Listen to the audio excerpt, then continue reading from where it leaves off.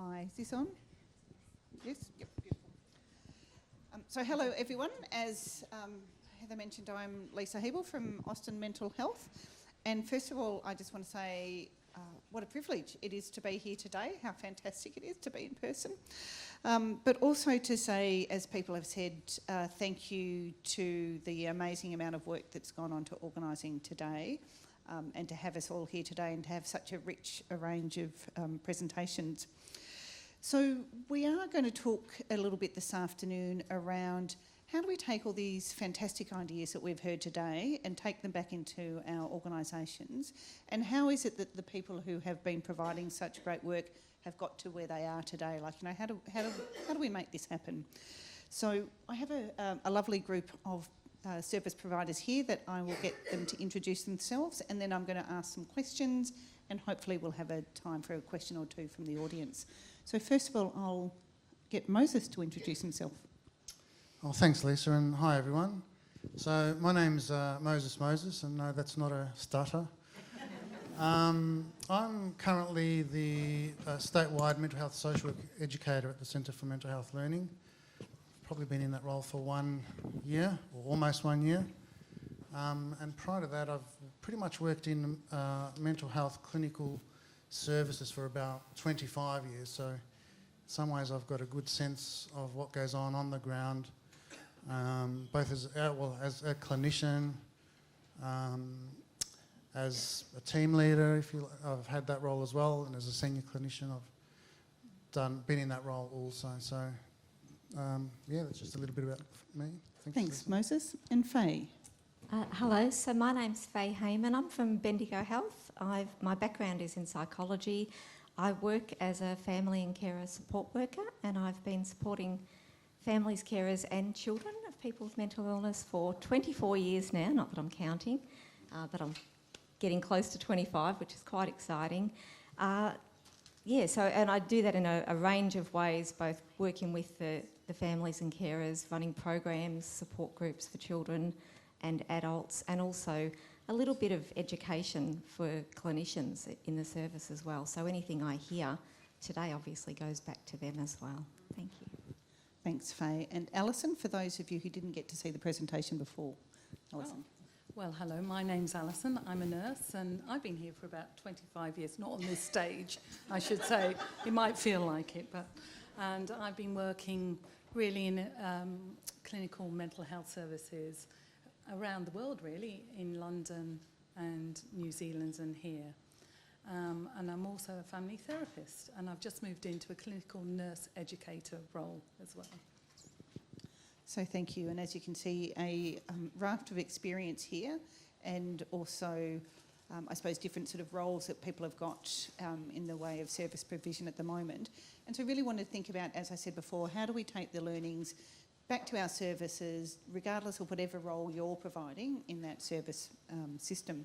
So one of the things we have heard about, not just today, but in the past, is around how sometimes clinicians don't feel all that confident about working with families, and particularly in our sort of education system where we are sort of taught to work with people in an individualistic way in our individualistic health services.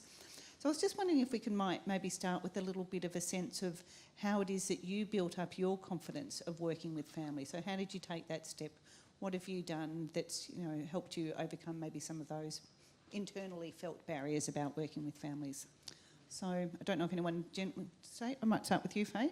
Oh, okay. So when I first started this role, and I've been in the same role for the entire time, I had absolutely no idea, and I was sort of, fresh full of ideas from university and thought I knew how to do stuff. And I had a manager that said the first thing you're going to do is you're going to go out and you're going to ask clinicians and carers what they want. And that was quite challenging to start with, but it's a fantastic way, and I've practiced that ever since, of being comfortable, learning to be a little bit comfortable with not always having the answers or being able to fix things, but being able to ask carers what they want from me.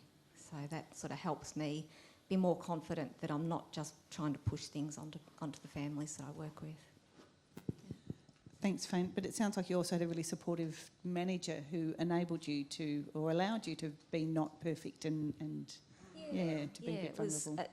she was really great. She's not there anymore, but everybody that came in, every worker started thinking, oh my God, what's this? Like, aren't you going to tell me what to do?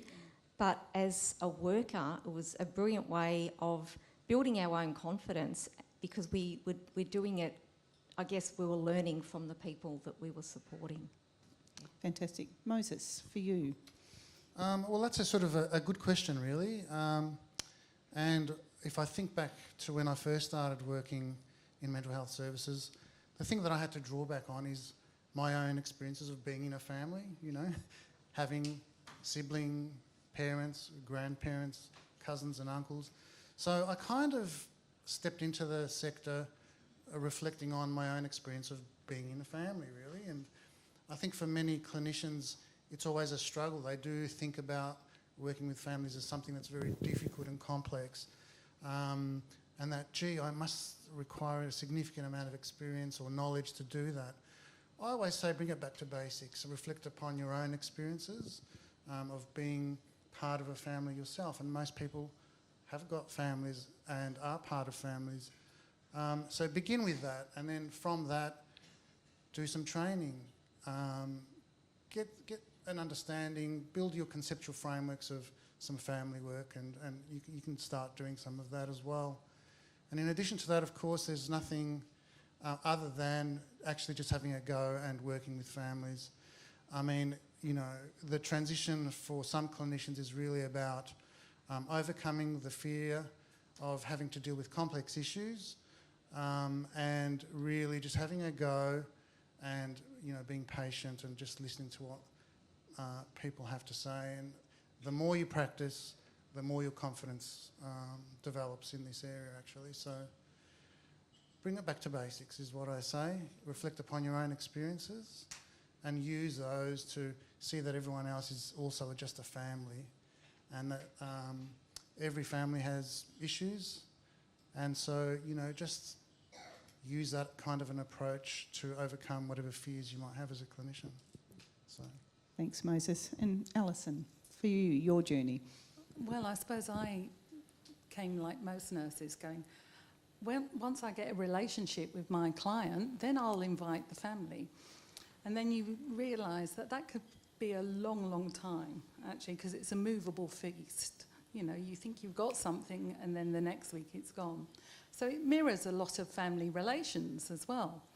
And then when I found that families could make my life and my clients a lot easier, I was going, bring it on, bring it in. And it's a bit like I was saying to someone today, I don't know if any of you have seen the film The Sixth Sense, where they see dead people. And then they says, I see dead people all the time. Once you start working with families, you see them everywhere. You go, oh my God, there's another family. There's another family. And once you start working with families, they don't want to be fixed. They just want an opportunity to sit and work together. They see their loved one in a very different way, and the strengths that you may not get when you're working with them there. So I think that tripartite kind of stuff is really important to be able to do. I think the new nurses coming through are really enthusiastic. They want to make a difference. They really do want to make a difference. So it's trying to tame that a little bit and give them some skill bases that they don't have to get it absolutely right as well. So I think there's a lot for new clinicians about failing. I didn't say the right thing and they've gone, but it's the start of a conversation. How do you repair? How do you move on? Thanks, Alison. And I like the idea of the families don't want to be fixed. They just want to be heard. That's great. So thinking about all the things that we've heard today and how, you know, various clinicians and various services and all service providers, the lived experience, have been able to build family work and family interventions into their work, what would you say to teams or team leaders or individuals about some of the barriers to implementing family work and potentials to overcome them? So I don't know, I might start with you, Moses. A very good question. Look, I guess if I reflect on the years that I've worked in the sector, you develop an interest in things that work and things that don't work. And one of the things that I've noticed actually is the fact that strategies, good ideas, tend to fall apart in light of culture. Culture, for some reason, always seems to trump strategy and good ideas. Good policies, good interventions, they might be the best interventions in the world, but they're always trumped by culture. So for me, if I'm to talk to a team or an organisation, the first thing I need to talk about is, in fact, the culture of the place, the local culture, and begin to, think a little bit about what makes the culture there and what is it about the culture that will either make a good idea become embedded and transform a workforce, or it will actually just sort of, the good idea will not take root and will fail. So culture's significant. If I put my CMHL hat on, I'll start to think about training and education, and I think that training and education is significant in terms of being able to transform culture. We can provide training that gives people frameworks, up-to-date ideas and direction in terms of where we want to go, especially with recommendations of the Royal Commission, and especially in terms of trying to embed things like family work in organisations and teams. So training's one part of it. It's not the only thing, but it's a significant thing. The other thing I begin to think about when I think about culture, I begin to think about things like leadership and the role leadership can play in terms of trying to transform a culture. Are leaders supporting these changes or not? It's one thing to say, I support family work in services, and then not create spaces for where these ideas can be discussed and give opportunities to clinicians to do the work. I mean, I know firsthand that clinicians want to do this kind of work because it's enjoyable work, let's face it. It makes your life easier if you do family work. If you can create a relationship with your consumer and a family, and that works quite well, I think you'll achieve significant things. But you need leadership to support that. And I don't just mean managerial leadership, I also mean leaders within teams, from senior clinicians to junior clinicians. Everyone exercises leadership in one way or another. So I think that's another important part of it. And the other bit, which I haven't mentioned, but I'll mention very quickly because I know we don't have much time, is the involvement of the LUZ workforce. I think this is one of the biggest changes that this sector's facing, the need to sort of include, to involve and to be guided by the LUZ workforce, because we've all of a sudden discovered that expertise just doesn't sit with clinicians and psychiatrists and the medical model. It sits with the people who are needing services, who are wanting services, and they have knowledge about what works and what doesn't work. So what changes culture? I think some of these things might lead to some changes, for sure. Fantastic, thank you. I'm going to move to you next, Alison. So got to mix it up a bit. I think sometimes what we do in services is make a simple idea really complex. And the problem is we put in so many layers at times.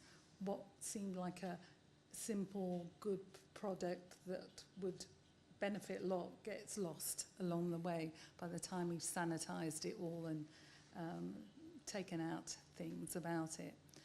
I think when I think about, I've worked in the same organisation for nearly 25 years, I can see how that's been influenced by having good colleagues, having structure and processes. I may argue the processes, but there's a lot of people that you can have conversations with about families, whether it be, because there's a smorgasbord of families, no family's the same. So you've got your FAPME, you've got, and I was listening to someone today talking about FAPME within an older aged population. Well, I hadn't never thought about that at all. So that's a whole new world to me. So I think it's about looking for some of those processes and changes, but not losing some of the good stuff that we have. I think now we've got an embedded workforce. I can't imagine lived experience workforce working in somewhere that doesn't have that.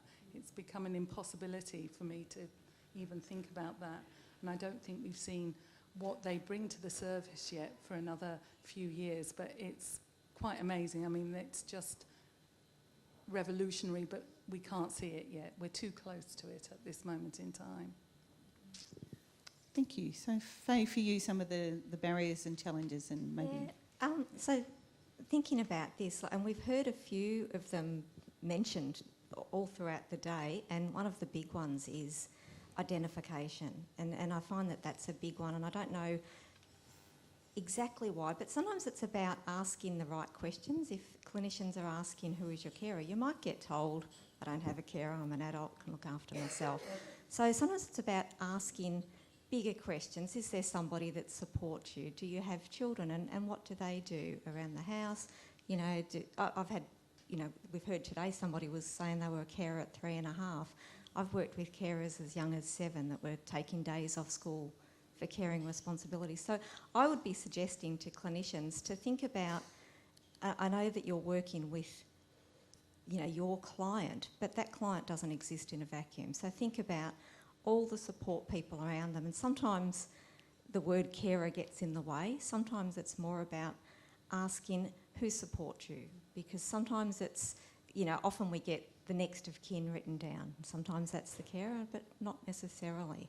So it's about asking not just the questions that we have on a little check sheet, but it's about asking genuine questions, curious questions about, tell me about your family, tell me about your support network. And don't be afraid that you're going to open up a whole, you know, raft of extra work, because we're not asking clinicians to do everything either. If they can identify who is the person providing care, there are many other people that can then support that person. So it's about, I guess I'd be saying to the clinician, don't be afraid to ask extra questions and sit with those two, and they can be quite different perspectives, the person who's providing care and the person who's receiving care. But don't be afraid of it. Just, you know, be open to whatever comes out. Thank you, Faye. And I think one of the sort of challenges and barriers that we often hear from clinicians, particularly working in adult services, as you said, is that the consumer themselves will say, but I don't want you to talk to my families. Or, you know, as you said, you know, I'm an adult, I don't need a carer, or I don't have a carer. So I suppose I just might open up to whoever wants to jump in, but just that sense of, like, how have you seen those conversations work with consumers, and, you know, in order to be able to open up that conversation more? And again, something that you might say to people in the room about how do you, you know, sort of maybe sort of work through, you know, that sort of response from a consumer. I don't know if anyone wants to jump in, or Faye, I might hand to you, Jim. I'll jump in. It's something that comes up quite a bit, and often what we hear is, and it'll be noted in the file, consumer doesn't want the family told anything. So that's all very well. We respect their right to privacy. What we then can do is go back to the consumer and say, okay, we're going to respect your privacy and we're not going to share your personal journey, but would it be okay if we also supported your family and your carer? And often when we do that, and I work closely with our inpatient services, we get requests back from the people in the units, can you please call mum, because she actually might like a little bit of support. So again, it comes back to not just, you know, hearing no and thinking that's the end of the story. It's then about a little bit more conversation with people and remembering that they're, you know, they're not in a vacuum and they have family and they care about their family as well. And they can have their own privacy respected and also help to make sure their own family and carer is supported as well. Yeah. Alison or Moses, did you want to jump in? I think most people are worried. They don't want to worry family as well. So, I mean, you can just linger longer on the question just for a moment. Oh, that's really interesting, because often these decisions are made at bad times, or when there's been an admission to, I don't want my mother involved, she's put me here. And it, you know, not written in stone that doesn't change ever. Is there anyone, you've got 4 brothers and sisters, is there anyone else in the family you would like me to contact instead? Can we revisit that again, you know? And I think there's a lot of shame, a lot of worry. people, I find, really do want to be connected rather than disconnected, but they just can't find the way back sometimes. So rather than just ticking the box, we've asked about it, they've said no. You've asked about it, tick the box, but you just hold it in. And you can still talk about family without inviting them in, you know, as well. Who would be the one that would support you right now if they could? Who would be here for you, you know? So you can start bringing the family in the room, you know, and keep coming back to that. It's a shifting dynamic. I was just, sorry, I'm going to jump in here, Moses. I was just thinking a few times people have talked about the tick box, and I'm thinking, well, what's another question we can have around that tick box? That, you know, and I'm just thinking maybe, you know, even the you know, when was this question last asked? So sort of having a date thing, and you go, oh gosh, it doesn't look like that question's been asked for, you know, a year. So, you know, maybe we can follow. That was just my sort of sitting here on the spot thought about that tick box. Has the question been asked? So the three of us, or the four of us, but I'm not answering the questions, I'm just asking them. For the three of you who have been working in the system for a while and did talk about, to a little extent, about how the fact of the lived and living experience workforce sort of having developed over the time that we've all been working in services. So I wonder what your experience has been like working with the particularly carer lived experience workforce, and how that might have changed or enhanced how you work with families. You know, how's that sort of, I mean, I'm presuming it's been a helpful thing. So, you know, how has that enhanced your work with families? I'll start with you, Moses. Okay. Well, look, I mean, for me, the experience has been a positive one, I have to say. How's it enhanced my work? Well, I mean, I tend to sort of see the carer workforce pretty much as a mirror. I mean, I use it as an opportunity to have a look at what I'm doing and whether my interventions are any good or not, really. We need something to give us feedback as clinicians about whether something's working or not. And for me, just sort of having that perspective has become significant in terms of making sure that I am both family-centred and client-centred in my approach. And this is a sort of a forever kind of question that we need to keep asking ourselves, and we need to be constantly reflecting on what it is that we're doing.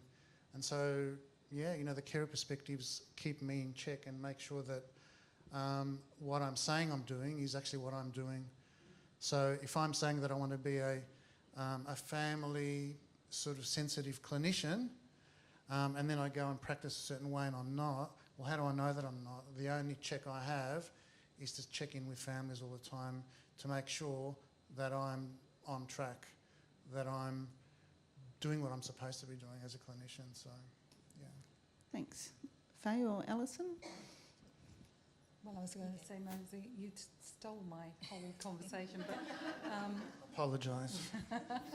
But it is. I think, you know, it's unbelievable how embedded and how, you know, it gives a different dimension.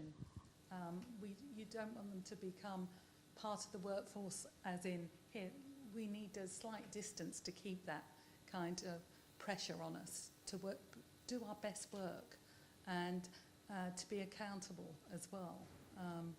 So I think it is very interesting.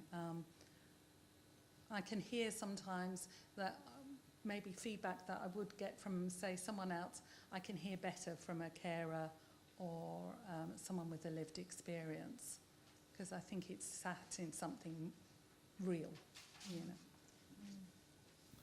Yeah. And one thing I've found with having the lived experience workforce is that in many ways they're like a bridge for carers, so they can have a foot in both camps, and it gives clinicians that extra perspective that sadly they might not always hear from the families that they're working with or not working with, as the case may be. And it means that they are hearing it because the people are part of their team.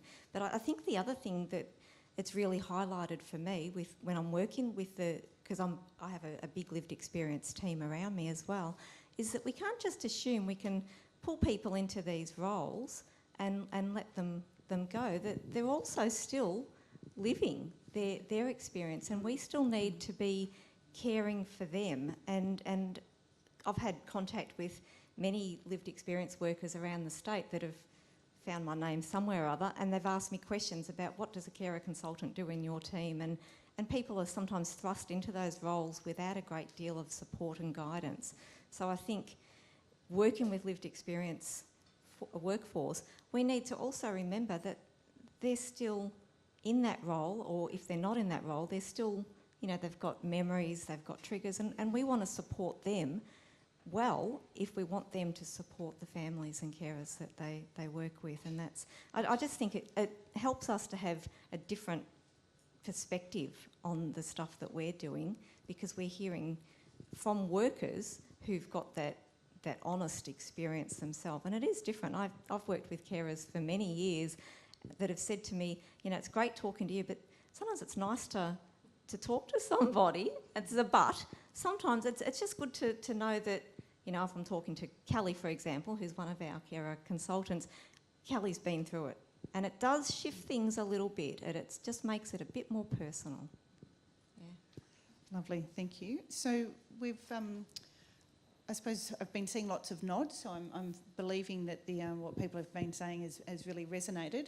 But we've got time for maybe one or two questions before we need to wrap up. So just wonder if anyone's got any questions for our service providers. Down the front, Marie.